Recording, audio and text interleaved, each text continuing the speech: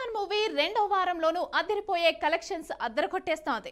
ఈ చిన్న cinema create చేస్తున్న సెన్సేషన్ చూసి ప్రపంచమంతా కూడా షాక్ అవుతోంది. 10 రోజుల్లోనే 200 కోట్లకు పైగా గ్రాస్ కలెక్ట్ చేసింది. అయితే హనుమాన్ కి సీక్వెల్ జై హనుమాన్ రాబోతున్న సంగతి తెలిసిందే.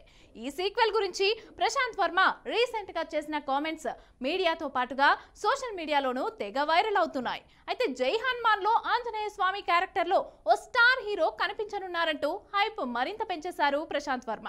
ఆయన ఏమన్నారో ఇప్పుడు చూసేద్దాం. చిన్న సినిమాగా విడుదలై సెన్సేషన్ క్రియేట్ చేస్తుంది సూపర్ హీరో ఫిల్మ్ హనుమాన్. ఇక్కడ ఇండియాలోనే కాదు, ఓవర్సీస్ లోనూ రికార్డ్ రేంజ్ కలెక్షన్స్ రాబడుతూ సినీ వర్గాల వారిని ఆశ్చర్యపరుస్తుంది. ఇంత తక్కువ బడ్జెట్ లో అంత క్వాలిటీ గ్రాఫిక్స్ ఎలా సాధ్యం అంటూ అంతా షాక్ అవుతున్నారు. ఒక్కో టికెట్ మీద 5 రూపాయలు చొప్పున అయోధ్య రామ మందిర నిర్మాణానికి విరాళంగా ఇస్తామని చెప్పిన టీం పెయిడ్ ప్రీమియమ్స్ ద్వారా వచ్చిన 14.25 లక్షలు ఇచ్చారు. ఇప్పుడు మరో 2,66,41,055 రూపాయలను ఆలయ ట్రస్ట్ కు అందజేశారు. హనుమాన్ కంటే 100 రెట్లు భారీ స్థాయిలో జై హనుమాన్ ఉండబోతుంది.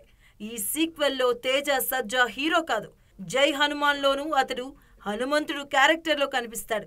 కానీ ఆ సినిమా హీరో ఆంజనేయ స్వామి. ఆ పాత్రను స్టార్ హీరో చేస్తారు. 2025లో ఈ చిత్రాన్ని విడుదల చేస్తాం. దీనికంటే ముందు నా నుంచి మరో 2 సినిమాలు రాబోతున్నాయి. అందులో ఒకటి అధీర, మరొకటి మహాకాళి అని ప్రశాంత్ వర్మ చెప్పారు. 45 కోట్ల బడ్జెట్తో హనుమాన్ చేశామని మూవీ టీం చెప్పారు. ఇక విడుదలైన 10 రోజుల్లోనే ప్రపంచవ్యాప్తంగా 200 కోట్లు వసూలు చేసినట్లు ట్రేడ్ వర్గాల వారు లెక్కలు చెబుతున్నారు.